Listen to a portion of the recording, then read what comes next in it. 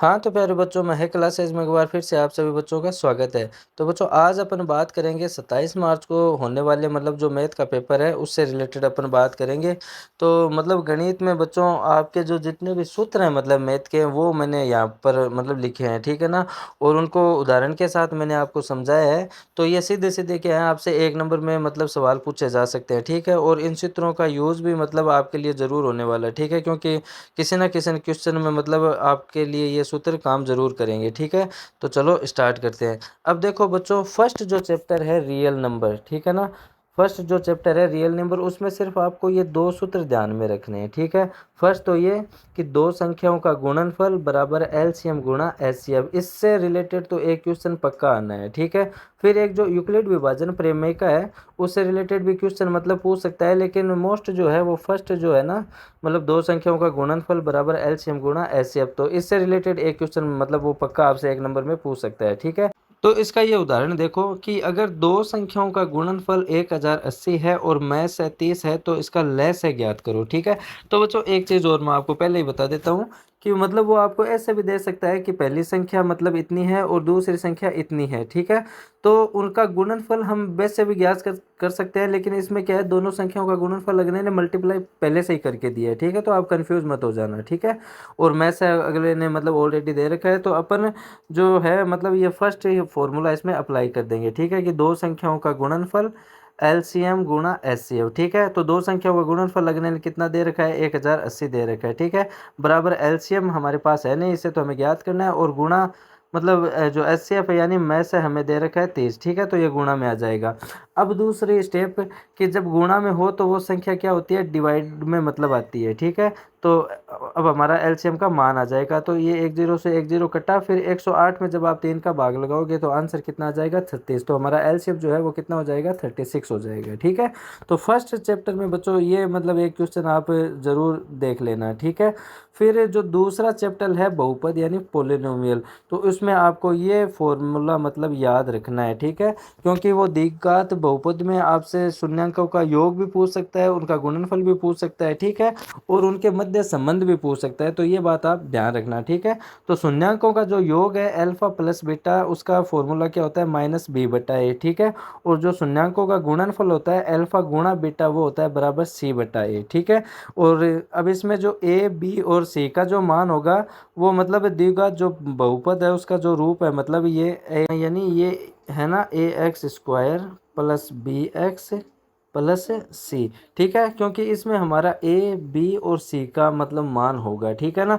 जैसे ये एक उदाहरण देखो, ये एक उदाहरण दे रखा है कि द्विघात बहुपद 2x² माइनस 6x प्लस 4 के शून्यांकों का योग व गुणनफल ज्ञात करना है, ठीक है ना? तो इसमें जो ये x की जो गुणांक है वो होगा a की वैल्यू, ठीक है? और इसमें जो b की वैल्यू होगी वो होगी x की जो गुणांक है, और c ये होगा, जैसे अब 2x² माइनस 6x प्लस 4 है, तो इसमें x का जो गुणांक है, जो 2 दे रखा है, वो 1 का मान होगा, ठीक है? फिर जो 6x दे रखा है, तो x के गुणा में जो मान दे रखा है वो b की वैल्यू हो जाएगी -6, ठीक है? फिर जो c का मान होगा वो ये लास्ट वाला होगा, ठीक है? तो ये बच्चों आप ध्यान रखना, गलत मत कर देना, ठीक है? उसके बाद शून्यांकों का योग क्या होता है, -b/a, तो b की वैल्यू यहाँ पर क्या हो जाएगी, 6 हो जाएगी, -6, ठीक है ना? तो -6 बटा, और a की वैल्यू हमारी कितनी है, 2 है, तो अपन बट्टा में ले लेंगे। दूसरी बात, एक चीज़ और ध्यान रखनी है कि -b/a, ठीक है? तो ये माइनस तो ब्रैकेट के बाहर आएगा क्योंकि ये तो लगा हुआ है, और जो b की वैल्यू है वो भी हमारी क्या है, माइनस में, तो माइनस की जब माइनस माइनस गुणा होगा तो वो पॉजिटिव बन जाएगा, ठीक है ना? तो ये यहाँ पे जो आंसर होगा 6/2, तो पॉजिटिव आंसर आएगा 3, ठीक है? फिर जो शून्यांकों का गुणनफल है उसका सूत्र क्या होता है, c/a, तो c की जो वैल्यू है वो कितनी है, 4, ठीक है? और a की वैल्यू कितनी है, 2, तो 4/2, तो शून्यांकों का जो गुणनफल है उसका मान क्या हो जाएगा, 2 हो जाएगा, ठीक है? तो इस चैप्टर में से यही आएगा, और आप ज़रूर ध्यान रखना, ठीक है? फिर थर्ड चैप्टर की अगर बात करी जाए, 2 चर वाले रैखिक समीकरण का योग यानी लीनियर इक्वेशन की अगर बात करी जाए, तो इसमें आपको ये ध्यान रखना है कि इसमें तुलना करनी होगी, ठीक है ना? यानी कि a1/a2, b1/b2 और c1/c2, ठीक है ना? इनको आपको तुलना करनी है। तो अगर a1/a2 बराबर नहीं है b1/b2 के, तो उसका सिर्फ एक ही हल होगा, यानी अद्वितीय हल होगा, और जो रेखाएं होंगी वो क्या होंगी, प्रतिच्छेदी होंगी, ठीक है? ये चीज़ आप ध्यान रखना। उसके बाद अगर A1/A2 बराबर है B1/B2 और बराबर है C1/C2, अगर ये तीनों आपस में बराबर हैं तो वो रेखाएं कौन सी होंगी? संपाती होंगी और उनके हल क्या होंगे? अनेक होंगे। ठीक है। और ऐसा का ऐसा नीचे वाले में क्या है कि A1/A2 बराबर है B1/B2 और ये मान अगर C1/C2 के बराबर नहीं है तो उसका कोई हल नहीं होगा और जो रेखाएं होंगी वो क्या होगी? आपस में समांतर होगी। ठीक है। तो इससे रिलेटेड एक क्वेश्चन मतलब ये बन सकता है कि मतलब ये एक उदाहरण देखो, ठीक है ना, कि दो चर वाले समीकरण निकाय का हल अद्वितीय होने की एक शर्त लिखो। यानी हल अद्वितीय होने की, तो मतलब अद्वितीय हल होने की जो मतलब प्रोसेस है वो क्या कहती है कि A1/A2 बराबर नहीं है B1/B2 के। तो मतलब ये कंडीशन हमें अप्लाई करनी है। ठीक है। तो इसने मतलब समीकरण दिए, फर्स्ट ये रहा और सेकंड ये रहा। तो इसमें जो x है तो x के गुणा में कुछ नहीं है तो यहाँ पर क्या माना जाएगा? एक माना जाएगा बच्चों। ठीक है। और जो मतलब 2y दे रखा है तो ये मतलब ये B1 हो जाएगा और ये हो जाएगा C1 और नीचे वाला मतलब A2 और ये हो जाएगा B2 और ये हो जाएगा C2। ठीक है। तो इसको जब आप मतलब बट्टा में लिखोगे, ठीक है ना, मतलब इनको जब इनकी तुलना आप करोगे तो देखो फर्स्ट जो है A1/A2 तो ये हो जाएगा यहाँ पे इसके गुणा में एक और ये नीचे वाला हो जाएगा A2। ठीक है। तो ये 1/3। फिर दूसरा ये मान हमें यूज़ लेना है यानी 2/4 ये B1 और B2 का मान हो जाएगा तो -1/2। फिर ऐसे हमें ये C वाला मान लेना है 3/-20 तो ये C1/C2 का मान हो जाएगा। ठीक है। तो अब आप गौर से देखो कि यहाँ पे A1/A2 और B1/B2 मतलब बराबर नहीं है। ठीक है। यानी नॉट इक्वल है। तो मतलब ये अद्वितीय होने की मतलब शर्त है। ठीक है। यानी कि A1/A2 और B1/B2 ये मतलब बराबर नहीं है। ठीक है। क्योंकि इसमें आ रहा है -1/2 और इसमें आ रहा है 1/3 तो ये दोनों मान मतलब बराबर नहीं है। तो ये अद्वितीय हो मतलब हल होने की शर्त है। ठीक है। फिर जो द्विघात समीकरण है यानी क्वाड्रेटिक इक्वेशन, उसमें आप यह सूत्र तो बच्चों आप याद ही कर लेना, श्रीधराचार्य सूत्र वाला। ठीक है ना, ये सूत्र तो आप याद कर ही लेना। x बराबर -b plus minus under root B² - 4AC/2 है। ठीक है। ये इसे द्विघाती सूत्र भी बोलते हैं, ये आप ध्यान रखना। ठीक है। तो वो कैसे भी दे सकता है यानी श्रीधराचार्य सूत्र मतलब ये भी मतलब एक नंबर में पूछ सकता है या फिर द्विघाती सूत्र लिखो ऐसे भी वो पूछ सकता है। ठीक है। और उसके बाद आपको ध्यान क्या रखना है कि मतलब बच्चों द्विघात समीकरण का जो मतलब रूप बनता है वो ये है। ठीक है। यानी AX² + BX + C = 0। ठीक है। उसके बाद जो ध्यान देने वाली बात है उसका वो विभक्तिकर भी पूछ सकता है एक नंबर के अंदर। ठीक है। तो विभक्तिकर का मतलब यानी ये जो मान है ना ये, ठीक है, इसको अपन ऐसे भी ज्ञात कर सकते हैं। तो D बराबर B² - 4AC। ठीक है। तो ये भी आप याद रखना। उसके बाद मूलों की प्रकृति, ये भी वो आपसे एक नंबर में पूछ सकता है। इसका मतलब क्या हुआ कि ये जो वैल्यू है यानी कि ये जो वैल्यू है इसकी वैल्यू अगर 0 के बराबर है, ठीक है, यानी कि मतलब इधर 0 आ गया या फिर इधर भी 0 या फिर इधर 2 आ गया और इधर भी 2 आ गया। ठीक है। अगर अपन मतलब क्वेश्चन सोल्व करते हैं इस तरीके से तो दो समान हल निकलेंगे। ठीक है। यानी ये मूलों की प्रकृति वो पूछ सकता है। ठीक है। तो दोनों तरफ अगर बराबर मान आ रहा है तो दो समान हल होंगे। ठीक है। अगर B² - 4AC बड़ा है 0 से तो उसके मतलब दो अलग अलग हल निकलेंगे। ठीक है। उसके बाद B² - 4AC छोटा है मतलब 0 से तो उसका कोई हल नहीं होगा। ठीक है। तो ये चीज़ मतलब आप ज़रूर से याद कर लेना। उसके बाद एक मतलब मैंने उदाहरण भी लिया है, जैसे कोई ये देखो कि मतलब ये जो द्विघात समीकरण है 2x² -4x + 3 = 0 का विभक्तिकर ज्ञात करें और मूलों की प्रकृति भी बताएं। ठीक है। तो यहाँ पे द्विघात समीकरण क्या कहती है कि AX² + BX + C बराबर क्या है 0, क्योंकि ये जो सवाल है इसी के रूप का है। ठीक है। अतः इसमें ये जो A की वैल्यू होगी वो क्या हो जाएगी 2 हो जाएगी, B की वैल्यू क्या हो जाएगी -4 और C की वैल्यू क्या हो जाएगी 3। ठीक है। तो क्योंकि ये मान हमें पुट करने हैं किस में, क्योंकि विभक्तिकर में मतलब ये मतलब हमें ये सूत्र लगाना है। ठीक है। D बराबर B² - 4AC। तो B² - 4AC बराबर, अब B की वैल्यू कितनी है -4 है। ठीक है ना, ये देखो B की वैल्यू कितनी है -4। तो -4 का हमें क्या करना है होल स्क्वायर, फिर माइनस, फिर 4 गुणा A कितनी है हमारी 2 है। ठीक है। A का मान 2 है और जो C की वैल्यू है वो कितनी है 3 है। तो इसको जब अपन सोल्व करेंगे तो हमारा आंसर क्या आएगा, मतलब 4 चौक 16 माइनस माइनस प्लस हो जाएगा तो 16, फिर इनको मल्टीप्लाई किया तो ये हो जाएगा 24। तो 16 में से जब 24 से गए तो हमारा आंसर क्या आया, -8 आया। ठीक है, तो -8 जो है इससे छोटा है 0 से, ठीक है ना, तो इसका कोई हल नहीं होगा। तो ऐसे मतलब वो आपसे क्वेश्चन पूछ सकता है। ठीक है, उसके बाद समांतर श्रेणी की अगर बच्चों बात करी जाए तो ये वेरी इंपॉर्टेंट मतलब चैप्टर है। इसमें मतलब वो आपसे क्या पूछ सकता है, एक तो आपसे सार्वंतर डी पूछ सकता है कि भाई हम आपको मतलब कोई एपी दे दे, ठीक है ना, और वो पूछ ले कि इसका सार्वंतर डी ज्ञात करो। तो जैसे कोई संख्या दे दी, जैसे 1 2 3 4 ऐसे कोई संख्या दे दी, तो इसका फॉर्मेट क्या चलता है, ये होगी A1, ये होगी A2, ये होगी A3 और ये होगी A4। ठीक है, तो इसको मतलब रिवर्स लेना है, यानी कि सेकंड में से आपको फर्स्ट मान को घटाना है। ठीक है, अब चारों में से आप कोई सा ही लेना, जैसे A3 में से आप A2 घटा लो या फिर A4 में से आप A3 घटा लो। ठीक है, तो आप कोई सा भी मतलब फॉर्मेट याद रख लेना। तो A2 माइनस A1, ये हमारा सार्वंतर मतलब डी ऐसे निकलता है। ठीक है, जैसे ये पहला उदाहरण देखो, समांतर से डी 4 10 16 22 का प्रथम पद और सार्वंतर क्या होगा। तो देखो बच्चों एक चीज याद रखना, अगर अब मतलब हमें अब एपी दे रखी है, ठीक है ना, अगर हमें एपी दे रखी है, जैसे ये दे रखी है 4 10 16 फिर मतलब 22 दे रखा है, तो फर्स्ट जो टर्म होता है ना वो हमारा ए होता है, ये बात तो आप ध्यान रखना।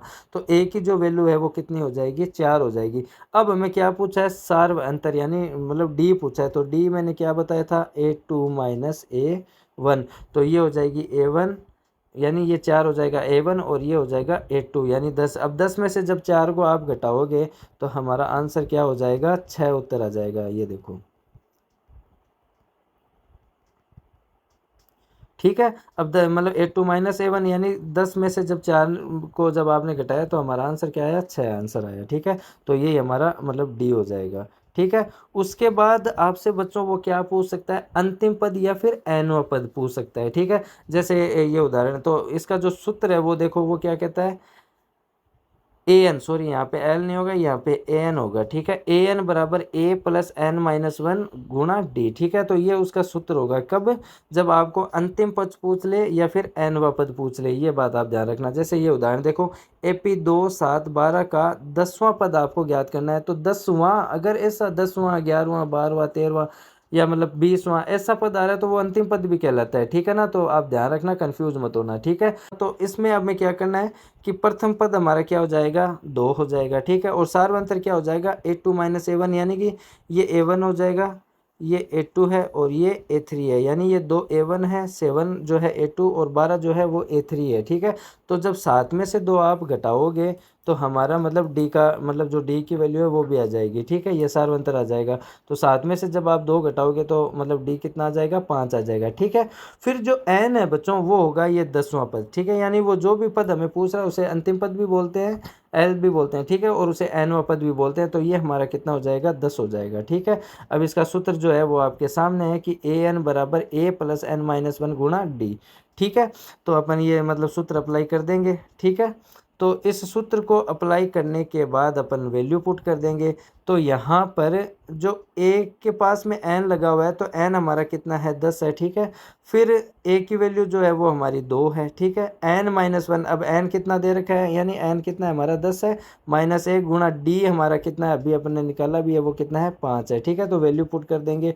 उसके बाद ये 2 एटिजिट रह जाएगा, 10 में से 1 जाएगा 9, फिर गुणा 5। ठीक है, तो 9 पंजा हो गया 45 और 45 को जब 2 में जोड़ा तो ये 47 आंसर आया। और ये हमें 10वां पद पूछा है तो एपी का जो 10वां पद है वो कितना हो जाएगा, 47 हो जाएगा। ठीक है, तो बच्चों ये मतलब आपसे वो ज़रूर पूछेगा। ठीक है, फिर एक क्वेश्चन यहाँ से ये आएगा कि एन पदों का योग ज्ञात करो। ठीक है, एन पदों का योग ज्ञात करो, तो उसका जो सूत्र है वो ये है कि एस एन बराबर एन बट्टा 2 ब्रैकेट में 2a plus n minus one गुणा डी। ठीक है, तो ये सूत्र, और ये भी लगा सकते हो। ठीक है, कोई सा भी लगा लेना, कोई दिक्कत वाली बात नहीं है। अब उदाहरण भी देख लो, जैसे समांतर श्रेणी 8 6 4 का 9 पदों तक का योग ज्ञात करो। ठीक है, तो ये सूत्र अपन अप्लाई कर देंगे। ठीक है, अब जो एन है, एन की वैल्यू यानी 9 पदों का पूछा है तो एन की वैल्यू क्या हो जाएगी, हमारी 9 हो जाएगी। ठीक है, फिर जो ए होगा वो कितना हो जाएगा, ये प्रथम पद देखो 8 दे रखा है। ठीक है, ये 8 हो जाएगा। ठीक है, फिर जो हमारा डी है उसकी वैल्यू क्या हो जाएगी, A2 माइनस A1, तो 6 में से जब 8 घटाओगे तो माइनस 2 हमारा क्या हो जाएगा, सार्वंतर हो जाएगा, यानी 2। ठीक है, अब अपन वैल्यू को पुट करते हैं, तो वैल्यू जब पुट करी तो सूत्र में देखो, अब n की वैल्यू हमारी 9 थी, ठीक है, फिर n 9/2, फिर 2 गुणा a, अब a की वैल्यू हमारी कितनी थी 8, ठीक है, ये 8 अपन ने रख दिया, प्लस n हमारा है 9 माइनस 1 गुणा, अब d हमारा कितना आया था 2 आया था, सार्वंतर d -2 ही तो आया था, ठीक है। अब इसको जब अपन सोल्व करेंगे तो हमारा जो आंसर है क्या आएगा कि 9/2, अब 2 गुणा 8 यानी 8 दूनी 16, 9 में से 1 गया तो 8 बचेगा, फिर -2, तो इन दोनों को अपन क्या कर लेंगे मल्टीप्लाई कर लेंगे, ठीक है। तो इन दोनों को जब मल्टीप्लाई किया तो ये एक प्लस का है और ये माइनस का, तो 8 दूनी 16 माइनस का हो जाएगा, ठीक है। अब 16 में से जब 16 जाएंगे तो 0 बचेगा, और 9 जब 9/2 को 0 से मल्टीप्लाई करेंगे तो अपन 0, यानी 0 को किसी भी वैल्यू से गुणा कर दो 0 ही आंसर आता है, ठीक है। तो ऐसा सवाल वो आपसे बच्चों मतलब पूछ सकता है। उसके बाद जो 6th चैप्टर है, ठीक है, त्रिभुज यानी ट्रायंगल, तो उसमें बच्चों आपको क्या ध्यान देना है कि वो आपसे मतलब एक तो त्रिभुज की समरूपता, ठीक है ना, तो त्रिभुज समरूप है उसकी मतलब दो चीजें आपको ध्यान रखनी है। फर्स्ट तो ये कि उनके संगत कोण बराबर हो, और दूसरी जो प्रॉपर्टी है वो क्या कहती है, उनकी संगत भुजाएं एक ही अनुपात में हो, यानी कि समानुपाती हो। जैसे ये देखो दो मतलब त्रिभुज है ए बी सी और पी क्यू आर, यानी कि कोण बी का जो मान है वो किसके बराबर होना चाहिए, कोण क्यू के होना चाहिए, और कोण ए की मान जो है वो पी के बराबर होना चाहिए, और कोण जो सी है वो किसके बराबर होना चाहिए, आर के बराबर होना चाहिए, ठीक है। ये देखो मैंने यहाँ लिख भी रखा है। तो फर्स्ट टर्म मतलब फर्स्ट जो मतलब पॉइंट है वो मतलब ये होना चाहिए, ठीक है। फिर उनकी जो भुजाएं हैं उनका मान मतलब आपस में मतलब समान अनुपात में होना चाहिए, यानी कि अगर ए बी मतलब बराबर ए बी बट्टा क्या होनी चाहिए पी क्यू, इनका अनुपात बराबर होना चाहिए। फिर एस सी बट्टा पी आर होना चाहिए, ठीक है, और बी सी बट्टा ये जो क्यू आर है ये होना चाहिए, ठीक है। अगर ये दोनों मतलब बातें अगर आ रही है क्वेश्चन के अंदर, यानी ये बातें प्रूव हो रही है, तो इसका मतलब है ये दोनों त्रिभुज आपस में क्या होंगे मतलब समरूप होंगे, ठीक है, यानी त्रिभुज एबीसी समरूप होगा पी क्यू आर के, ठीक है। ये बात आपको मतलब ध्यान रखनी है। फिर उसके बाद अब अपन बात करते हैं त्रिभुज की जो कसौटी है, ठीक है ना। अब त्रिभुज की कसौटियाँ क्या कहती है कि मतलब ए, अब ए का मतलब क्या होता है एंगल यानी कोण, और एस का मतलब क्या होता है साइड यानी भुजा। तो ये इनका यूज करके भी मतलब अपन ने त्रिभुज को क्या सिद्ध कर सकते हैं, समरूप सिद्ध कर सकते हैं। मतलब अगर एंगल एंगल एंगल यानी तीनों कोण अगर बराबर हो तो भी मतलब त्रिभुज क्या होता है समरूप, या अगर दो भी अगर आपने सिद्ध कर दिए तो भी मतलब त्रिभुज क्या हो सकता है समरूप हो सकता है। या फिर भुजा कोण भुजा यानी साइड एंगल साइड, अगर इस कसौटी का यूज करके अगर आप त्रिभुज को मतलब सिद्ध कर देते हो तो मतलब ये समरूप हो जाएगा, ठीक है। या फिर जो एस एस यानी भुजा भुजा भुजा यानी साइड साइड साइड, अगर इस कसौटी का यूज करके अगर आप सिद्ध करना चाहो तो मतलब सिद्ध कर सकते हो, ठीक है। तो जैसे एक उदाहरण देखो कि यदि पी क्यू समांतर है आर एस के, यानी कि ये जो भुजा और ये जो भुजा है वो दोनों क्या है आपस में समांतर है, तो हमें पी क्यू आर यानी पी ओ क्यू यानी कि ये ट्रायंगल, और एस ओ आर यानी कि एस ओ आर ये ट्रायंगल, इनको हमें सिद्ध करना है, ठीक है, इनको हमें समरूप सिद्ध करना है। तो इसमें देखो तो देखो जब दो भुजाएं समांतर होती है तो आप हमेशा ध्यान रखना कि इनके जो एकांतर कोण होते हैं वो हमेशा क्या होते हैं बराबर होते हैं, यानी कि मतलब ये जो ये समांतर रेखा है, ठीक है, और ये एक तिर्यक रेखा है यहाँ से जा रही है, तो इसका ये कोण और ये कोण क्या होगा आपस में मतलब बराबर होगा, यानी कि कोण P बराबर होगा कोण S के, यानी ये और ये वाला जो कोण है वो क्या होगा बराबर होगा। क्यों? क्योंकि दो भुजाएं समांतर हैं और ये दोनों एकांतर कोण है इनके बीच बनने वाले, ठीक है। अब ऐसा का ऐसा ये जो क्यू कोण है ये किसके बराबर है R के, क्योंकि ये दोनों भी क्या है एकांतर कोण है। और दूसरी सबसे बड़ी बात, ये जो O है ये देखो दोनों त्रिभुज में आ रहा है, इस त्रिभुज में भी आ रहा है और इस त्रिभुज में भी आ रहा है, जो क्या है शीर्षाभिमुख कोण है। तो यहाँ पर मतलब कौन सी कसौटी लग रही है त्रिभुज की समरूपता की, मतलब जो तीनों कोण ये देखो एकांतर कोण और शीर्षाभिमुख कोण, यानी कि ये वाली कसौटी यूज हो रही है, यानी एंगल एंगल एंगल कोण कोण कोण समरूपता नियम से मतलब जो त्रिभुज पी क्यू ओ क्यू और समरूप है एस ओ आर के, ठीक है। तो ऐसे अपन मतलब इन कसौटियों का यूज करके मतलब सवालों को सिद्ध कर सकते हैं, ठीक है। उसके बाद अगर सातवीं प्रश्नावली की बात करी जाए तो जो सातवां चैप्टर है बच्चों निर्देशांक ज्यामिति यानी कि कोऑर्डिनेट ज्योमेट्री, इसमें आपको क्या ध्यान रखना है, मतलब इसमें वो क्या पूछ सकता है, एक तो आपसे भुज और कोटि के बारे में पूछ सकता है, ठीक है। तो किसी बिंदु की y x से दूरी उस बिंदु का x निर्देशांक भुज कहलाता है। ठीक है, और किसी बिंदु की x से दूरी उस बिंदु का y निर्देशांक कोटि कहलाता है, यानी जो x होगा वो हमारा क्या हो जाएगा, भुज हो जाएगा। ठीक है, और जो y है वो हमारी क्या हो जाएगी, कोटि हो जाएगी। ये बच्चों ध्यान रखना आप। ठीक है, उसके बाद आपसे वो क्या पूछ सकता है, मूल बिंदु पूछ सकता है। ठीक है ना, आपसे मतलब मूल बिंदु पूछ सकता है, तो मूल बिंदु क्या होंगे, 0 0 होंगे। ठीक है, उसके बाद बच्चों आपसे आपको एक सूत्र ये याद करना है कि दो बिंदुओं के मध्य दूरी, ऐसा क्वेश्चन वो आपसे मतलब पूछ सकता है। ठीक है, तो उसका जो फॉर्मूला है वो क्या है, √x1 माइनस x2 का होल स्क्वायर प्लस y1 मतलब माइनस y2 का होल स्क्वायर। अब बच्चों आप यहाँ पे भी कंफ्यूज मत होना, क्योंकि सूत्र मतलब क्या कहता है कि x2 माइनस x1 और y2 माइनस y1, तो कोई फर्क नहीं पड़ता है, आप x1 में से x2 को घटा लो, y1 में से y2 को घटा लो, मान वही आना है। ठीक है, उसके बाद आपसे वो पूछ सकता है मूल बिंदु से दूरी। ठीक है ना, तो मूल बिंदु से दूरी जब भी आपसे पूछे तो इसका सूत्र क्या हो जाएगा, √x² प्लस y²। ठीक है, अब आपसे बच्चों वो विभाजन सूत्र, मतलब ये सूत्र भी आपका मतलब काम आने वाला है। ठीक है ना, तो इसको याद करना मतलब एकदम आसान है, कोई ज़्यादा हार्ड नहीं है। यानी कैसे कि m1 और m2, ठीक है, उसके बाद x2 और x1 लगा लेना यहाँ पे। ठीक है, और बीच में लगा देना प्लस और बटा m1 प्लस m2, ये x की मतलब वैल्यू हो जाएगी जब आप निकालोगे। ठीक है, तो जब y की वैल्यू आप निकालो तो y में आपको क्या करना है, वही तरीका है कि m1 और m2, फिर y2 और y1 और बीच में प्लस और नीचे m1 प्लस m2। ठीक है, ये सूत्र आप जरूर याद कर लेना। ठीक है, क्योंकि विभाजन भी आपसे मतलब पूछ सकता है। उसके बाद मध्य बिंदु के निर्देशांक आपको जब भी याद करने हो, ठीक है, मध्य बिंदु, तो मध्य बिंदु के निर्देशांक जब भी याद करना हो यानी एक्स वाई, तो आपको क्या यानी x के लिए क्या फॉर्मूला अप्लाई करना है, x1 प्लस x2 बट्टा 2, और अगर y का ज्ञात करना हो तो y1 प्लस y2 और बटा 2। ठीक है, ये मतलब सूत्र लग जाएगा। उसके बाद बच्चों अगर 8वें चैप्टर की बात करी जाए यानी त्रिकोणमिति यानी कि ट्रिग्नोमेट्री, तो उसमें बच्चों आपको ये सूत्र मतलब ज़रूर काम आएंगे। ठीक है ना, और पर्सनली ये जो मतलब सूत्र है, पर्सनली जो ये है, ठीक है, ये बड़े सवालों में पक्का मतलब आपसे पूछेगा, मतलब बड़े क्वेश्चन में, तो ये तीनों सूत्र तो आप ज़रूर याद करना। ठीक है, और छोटे सवालों में मतलब बच्चों आपके ये क्वेश्चन मतलब काम आएंगे। ठीक है, तो यहाँ पर जो साइन का मान होता है वो क्या होता है, 1/कोसेक। अच्छा, एक चीज़ और, इसमें आपको एक चीज़ और भी ध्यान रखनी है कि साइन का जो मतलब साइन का जो रिलेशन होता है वो किसके साथ होता है, कोस के साथ होता है। ठीक है, और कोस का जो रिलेशन है वो किसके साथ होता है, सेक के साथ, और टेन और कोट का आपस में। ठीक है, कैसे देखो, साइन थीटा बराबर क्या हुआ, 1/कोसेक थीटा, तो कोसेक इसका उल्टा हो जाएगा अब। ठीक है, कोसेक बराबर क्या हो जाएगा, 1/साइन थीटा। अब कोस किसका उल्टा होता है, सेक का। ठीक है ना, यानी कि कोस थीटा बराबर 1/सेक थीटा, तो सेक इसका उल्टा हो जाएगा 1/कोस थीटा।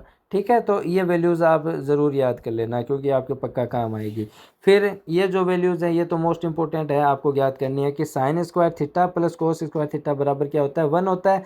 अब ऐसे दो आइडेंटिटी और बन जाएगी, क्या कि साइन स्क्वायर को जब अपन इधर रखेंगे और कोस को जब अपन उधर भेजेंगे तो कोस क्या है, प्लस का है, तो उधर जाकर क्या हो जाएगा, माइनस का, यानी साइन स्क्वायर थीटा बराबर क्या होता है, 1 माइनस कोस स्क्वायर थीटा। ठीक है, अब जब साइन को उधर भेजा, इस बार कोस को इधर रख लो और साइन को उधर भेज दो, तो वो साइन भी क्या है, प्लस में है, तो कोस स्क्वायर थीटा बराबर क्या होता है, 1 माइनस साइन स्क्वायर थीटा।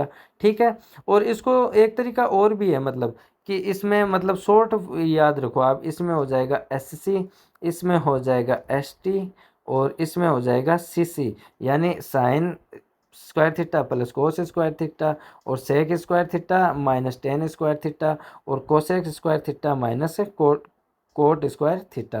तो इससे ज़्यादा मतलब इजी रहेगा बच्चों, क्योंकि याद रहे या ना रहे तो ये मतलब थोड़ी ट्रिक्स है, छोटी बातें हैं, अगर आप याद कर लेते हो तो बहुत ही अच्छी बात है, लेकिन याद नहीं है तो ऐसे भी आप याद कर सकते हो। ठीक है, फिर sec square theta minus tan square theta बराबर क्या होता है, 1 होता है। ठीक है, जब अपन अब इसकी दूसरी आइडेंटिटी अपन कैसे बनाएंगे, सेक स्क्वायर थीटा को इधर रख लो और टेन को आप भेज दो उधर, तो टेन यहाँ पे माइनस का है तो इधर जाकर क्या बन जाएगा, मतलब प्लस का बन जाएगा, यानी सेक स्क्वायर थीटा बराबर क्या होता है, 1 minus tan square square theta.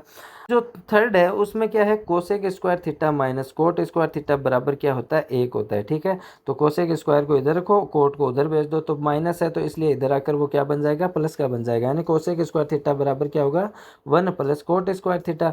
अब क्या करना है, इस बार कोट को इधर रखेंगे और 1 को अपन कोसेक की तरफ भेज देंगे। ठीक है ना, तो कोट स्क्वायर थीटा बराबर क्या हो जाएगा, कोसेक। अब 1 यहाँ पे प्लस का था तो इधर आके क्या बन जाएगा, माइनस का बन जाएगा। यानी कोट स्क्वायर थीटा बराबर क्या हो जाएगा, कोसेक स्क्वायर थीटा माइनस 1। ठीक है, तो ये आप मतलब बच्चों सारे सूत्र याद कर लेना।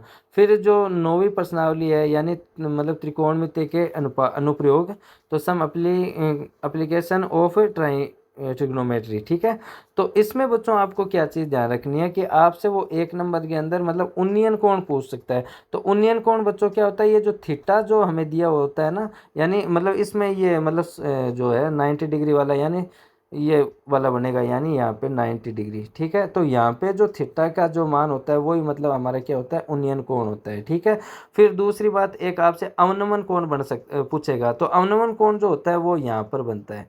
ठीक है, यहाँ वाला ये हमारा अवनमन कोण हो जाएगा, तो आप ये ध्यान रखना। ठीक है, उसके बाद चैप्टर 10 की अगर बात करी जाए, तो चैप्टर जो 10 है वर्त यानी सर्किल, उसमें क्या आपको ध्यान रखना है, स्पर्श रेखा। अब स्पर्श रेखा क्या होती है, मतलब कि कोई वर्त है। ठीक है, अब स्पर्श रेखा किसे कहते हैं, कि वर्त के एक ही बिंदु पर वो स्पर्श करे, वो मतलब क्या होती है, स्पर्श रेखा होती है। ठीक है, उसके बाद वो आपसे छेदक रेखा के बारे में पूछ सकता है कि, तो छेदक रेखा क्या होती है, जो दो बिंदु वर्त पर दो बिंदुओं पर काटे। ठीक है, फर्स्ट देखो ये हुआ, सेकंड क्या है ये, तो वो क्या हो जाएगी, छेदक रेखा हो जाएगी। ठीक है, यानी वर्त को दो बिंदुओं पर जो काटे वो मतलब छेदक रेखा होती है, और वर्त के बिंदु पर केवल एक ही स्पर्श रेखा होती है। ठीक है, फिर दूसरी बात कि एक वर्त पर कितनी समांतर रेखाएं खींची जा सकती है, यानी एक वर्त है तो इस पर समांतर रेखाएं कितनी खींची जा सकती है, तो 2, एक यहाँ से और एक यहाँ से, यूं नहीं खींच सकते। ठीक है ना, मतलब एक ये वर्त लिया तो एक समांतर रेखा यहाँ से और एक दूसरी यहाँ से। ठीक है, उसके बाद आगे आपको जो ध्यान रखना है कि बाहरी बिंदु से कितनी स्पर्श रेखाएं खींची जा सकती है, मतलब ये कोई वर्त है। ठीक है, मतलब ये कोई वर्त आया और यहाँ पे कोई बिंदु है। ठीक है, जैसे P मान लो, तो इससे कितनी स्पर्श रेखाएं खींची जा सकती है, तो इससे बच्चों 2 स्पर्श रेखाएं खींची जा सकती है। ठीक है, दूसरी बात यहाँ पर जो मतलब जो त्रिज्याएं बनेगी, ये यहाँ पे 90 डिग्री का कोण भी बनाएगी। ठीक है, ये यहाँ पे 90 डिग्री का कोण बनाएगी। दूसरी बात, ये जो भुजाएं होंगी वो आपस में क्या होंगी, बराबर होंगी। ठीक है, तो ये बात आप जरूर ध्यान रखना, वो आपसे पूछ सकता है। उसके बाद 11वें चैप्टर की अगर बात करी जाए, वर्तों से संबंधित क्षेत्रफल। ठीक है, तो वर्तों से संबंधित क्षेत्रफल में बच्चों ये फिक्स्ड है। ठीक है, कि वर्त की परिधि इस ये पूछ सकता है, तो वर्त की परिधि का जो सूत्र है वो क्या होगा, 2πr। ठीक है, फिर वर्त का क्षेत्रफल अगर ज्ञात करना है तो πr²। ठीक है, उसके बाद त्रिज्याखंड का अगर आपसे वो मतलब क्षेत्रफल पूछे, तो उसका जो सूत्र है वो क्या होगा, θ/360 गुणा πr²। अब त्रिज्याखंड क्या होता है, देखो मान लो ये एक वर्त है।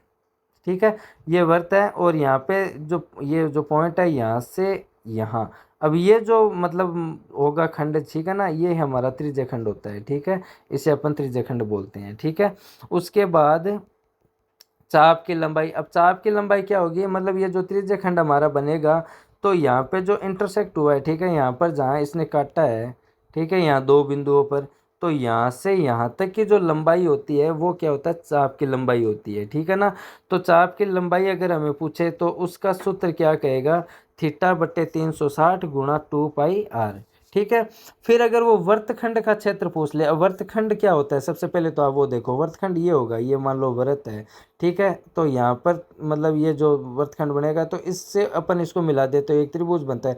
तो इसके जो नीचे का जो हिस्सा है ना बच्चों, ये हमारा वर्तखंड होता है। ठीक है ना, यानी सेगमेंट जिसे अपन बोलते हैं। ठीक है, ये आप ध्यान रखना।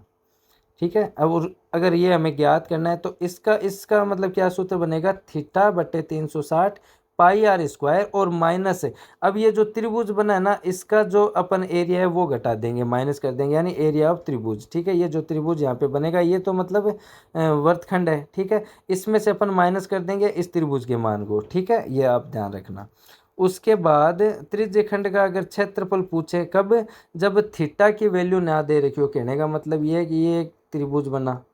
ठीक है। अब इसका त्रिज्यखंड का अपन को मतलब क्षेत्रफल ज्ञात करना है, ठीक है। लेकिन यहाँ की जो वैल्यू यानी ये जो त्रिभुज है इसका मान हमें ना दे रखा हो तो अपन क्या सूत्र लगाएंगे, तो अपन डायरेक्ट ये सूत्र लगाएंगे 1/2 गुणा चाप की लंबाई गुणा त्रिज्या। और चाप की लंबाई देखो ये यहाँ होती है, ठीक है। जैसे ये एक उदाहरण लिया है मैंने कि ये मान लो एक वृत्त है, ठीक है, और ये हमें दे रखा है मतलब ठीक है त्रिभुज। तो यहाँ पे ये भुजा हमें दे दी 10 सेमी और यहाँ पर जो चाप की लंबाई है वो हमें दे दी 12 सेमी। तो सूत्र क्या कहता है, 1/2 गुणा चाप की लंबाई गुणा त्रिज्या, यानी कि 1/2 गुणा चाप की लंबाई, अब चाप की लंबाई अगले ने 12 दी है, गुणा त्रिज्या हमें कितनी, यानी ये जो त्रिज्या है ये हमें कितनी दी है, 10 दी है। तो इसको जब अपन काटेंगे 6, तो 6 को 10 से जब गुणा करेंगे तो हमारा 60 सेंटीमीटर स्क्वायर आ जाएगा आंसर, ठीक है। तो ऐसे बच्चों मतलब वो आपसे क्वेश्चन जरूर पूछ सकता है, तो ये सूत्र आपके जरूर काम आएंगे, ठीक है। उसके बाद आगे अगर अपन 12वीं प्रश्नावली में चलें तो पृष्ठीय क्षेत्रफल और आयतन यानी सरफेस एरिया एंड वॉल्यूम। तो इसमें घनाभ का क्षेत्रफल, ये तो आप मतलब पीछे मतलब कई क्लासों से पढ़ते आ रहे हो, ठीक है ना। तो घनाभ का पृष्ठीय क्षेत्रफल ज्ञात करने का सूत्र क्या है, 2 गुणा L B plus B H plus H L, जिसमें एल क्या होती है लंबाई, बी क्या होती है चौड़ाई और एच क्या होती है ऊंचाई, ठीक है। तो ये घनाभ का मतलब संपूर्ण पृष्ठीय क्षेत्रफल ज्ञात करने का सूत्र हो जाएगा। अब देखो बच्चों, अगर वो घनाभ का वक्र पृष्ठीय क्षेत्रफल पूछे, वक्र पृष्ठीय क्षेत्रफल का मतलब क्या होता है, एक तो सामने का एरिया, एक ये साइड का मतलब चारों, ठीक है, और एक पीछे का, तो ये चारों का मतलब पूछ ले वक्र पृष्ठीय क्षेत्रफल। तो उसका जो सूत्र है वो क्या होगा, 2h यानी 2h गुणा एल प्लस बी, ठीक है, ये मतलब सूत्र होगा। फिर अगर आयतन पूछे, आयतन इसमें अंदर का, ठीक है ना, अंदर का, तो घनाभ का जो आयतन है उसका मतलब क्या सूत्र होगा, यानी एल गुणा बी गुणा एच, यानी ये तीनों आपस में क्या हो जाएगी, मल्टीप्लाई हो जाएगी, ठीक है। उसके बाद बच्चों वो घनाभ का विकर्ण भी आपसे पूछ सकता है, तो उसका सूत्र क्या होगा, under root L square plus B square plus H square, ठीक है, ये सूत्र आप याद कर लेना। उसके बाद अगर घन की बात करी जाए तो घन का संपूर्ण पृष्ठीय क्षेत्रफल ज्ञात करने का सूत्र क्या होगा, 6a², ठीक है। और अगर वो घन का वक्र पृष्ठीय पूछे यानी सामने पीछे साइड में, ठीक है, तो उसका क्या हो जाएगा 4a²। और अगर वो घन का आयतन पूछे तो उसका क्या सूत्र हो जाएगा, a³, ठीक है। अब अपन बात करते हैं लंबवर्तीय बेलन यानी सिलेंडर की। तो उसमें बच्चों क्या सूत्र लगेंगे कि बेलन का अगर संपूर्ण पृष्ठीय क्षेत्रफल पूछ रहा है तो 2πr गुणा आर प्लस एच, ठीक है।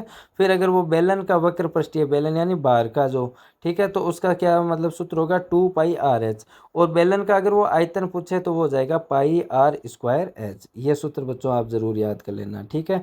उसके बाद शंकु की बात करी जाए तो शंकु में आपको क्या ध्यान रखना है, कोण, कि शंकु का अगर संपूर्ण पृष्ठीय क्षेत्रफल पूछ रहा है तो πr गुणा आर प्लस एल, ये सूत्र हो जाएगा, ठीक है। और शंकु का अगर वक्र पृष्ठीय पूछे तो πr_l, और शंकु का अगर आयतन पूछे तो 1/3 πr²h, ठीक है। ये देखो शंकु यहाँ पे बना हुआ है, मतलब शंकु में ये जो होती है ये हमारी एच होती है, हाइट होती है, और यहाँ से ये जो होती है वो आर यानी रेडियस हो जाएगी। और ये जो दे रखा है ये मतलब तिर्यक ऊंचाई होती है, जिसे अपन मतलब एल बोलते हैं, ठीक है, ये ध्यान रखना। उसके बाद अगर गोले गोले की बात करी जाए यानी स्फेयर, तो गोले का पृष्ठीय क्षेत्रफल ज्ञात करने का सूत्र क्या है, 4πr²। गोले का अगर अब आयतन पूछा है तो मतलब 4/3 πr³, ठीक है। और अगर अर्धगोले की बात करी जाए यानी हेमिस्फेयर, तो उसमें क्या करना है, मतलब अर्धगोला, ठीक है। तो अर्धगोले में क्या करना है, अर्धगोले का संपूर्ण पृष्ठीय क्षेत्र का मतलब पृष्ठीय क्षेत्रफल का सूत्र क्या हो जाएगा, 3πr²। फिर अगर अर्धगोले का वक्र पृष्ठीय पूछे तो 2πr²। और अगर अर्धगोले का आयतन पूछे तो 2/3 πr³, ये सूत्र हो जाएगा, ठीक है। उसके बाद अपन बात करते हैं सांख्यिकी यानी स्टैटिक्स। तो ये तो इम्पोर्टेंट मतलब चैप्टर है ही बच्चों, ठीक है ना। तो इसमें क्या मतलब फॉर्मूले काम आ सकते हैं, एक तो माध्य पूछ सकता है, तो सिंपल माध्य यानी कि वो कह दे कि प्रथम 5 संख्याओं का मतलब माध्य ज्ञात करो, जैसे 1 2 3 4 5, इनका मतलब हमें माध्य ज्ञात करना है। तो ये जो हो जाएंगे ये सारे प्रेक्षण हो जाएंगे, ठीक है, इनका योग और बट्टा इनकी संख्या यानी कितनी है, 1 2 3 4 5, यानी 1 + 2 + 3 + 4 + 5 बट्टा अपन क्या कर देंगे 5। अब इनको जोड़ेंगे और 5 से अपन डिवाइड कर देंगे तो वो मतलब माध्यक निकल जाएगा, ठीक है, सॉरी माध्य निकल जाएगा। फिर इस माध्य के अंदर वो 3 विधियां और भी है बच्चों, वो आप जरूर याद रखना। एक तो है प्रत्यक्ष विधि, ठीक है, यानी डायरेक्ट मेथड, तो उसका जो फॉर्मूला है वो क्या है, सिग्मा एफ आई एक्स आई बटा एफ आई, ठीक है। फिर कल्पित माध्य विधि यानी एज्यूम्ड मेथड, उसका मतलब क्या सूत्र है, A plus sigma F I D I बटा सिग्मा एफ आई, ठीक है, ये मतलब सूत्र हो जाएगा ये वाला। उसके बाद अच्छा कल्पित मान क्या होता है, जो ए होता है वो हमारा कल्पित मान होता है, और डी की वैल्यू अपन कैसे निकालेंगे, एक्स माइनस ए, ठीक है। उसके बाद जो तीसरी विधि है वो है पग विचलन विधि यानी स्टेप डेविएशन मेथड, तो उसका फॉर्मूला क्या हो जाएगा, ये हो जाएगा A plus sigma F I U I बट्टा सिग्मा एफ आई, ठीक है। अब यू आई की वैल्यू अपन कैसे निकालेंगे, एक्स माइनस ए बट्टा एच, तो और एच क्या होता है, हमारा वर्ग अंतराल होता है, जैसे 10 माइनस 20, 20 माइनस 30। अब इनके बीच अंतर देखो, 10 और 20 के बीच कितना अंतर है, 10, और 20 और 30 के बीच कितना अंतर है, तो 10, ये हमारा एच होता है, ठीक है। उसके बाद माध्यक पूछेगा वो आपसे, ठीक है ना, तो माध्यक ज्ञात करने का जो मतलब सूत्र है वो क्या है, एल प्लस एन बट्टा 2 माइनस सी है बट्टा एफ और गुणा एच, ये सूत्र आप याद कर लेना।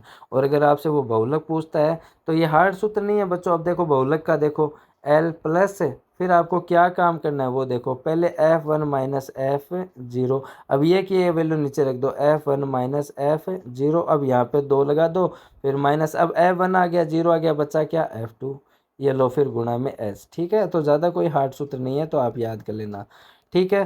फिर एक चीज़ बच्चों वो आपसे और भी पूछ सकता है जो इम्पोर्टेंट है, वो क्या है कि अगर 3 माध्यिका बराबर क्या होता है, तो 3 माध्यिका बराबर क्या होता है, बहुलक प्लस 2 माध्य, ठीक है। फिर जो 14वां चैप्टर है बच्चों उसमें प्रायिकता यानी प्रोबेबिलिटी, उसमें तो ये एक सूत्र आप जरूर देख लेना, पीई अनुकूल परिणाम बट्टा कुल परिणाम, ठीक है, प्रायिकता अगर हमें ज्ञात करनी है, ठीक है। तो बच्चों मैंने मतलब आपके मतलब जितने भी सूत्र हैं सभी चैप्टर्स के बता दिए हैं आपको, तो आप इनको ज़रूर अच्छे से तैयार करना ताकि मतलब आपके अच्छे नंबर आ सकें, और आपके ये ज़रूर काम आएंगे, ठीक है, आपकी ज़रूर हेल्प करेंगे, ठीक है।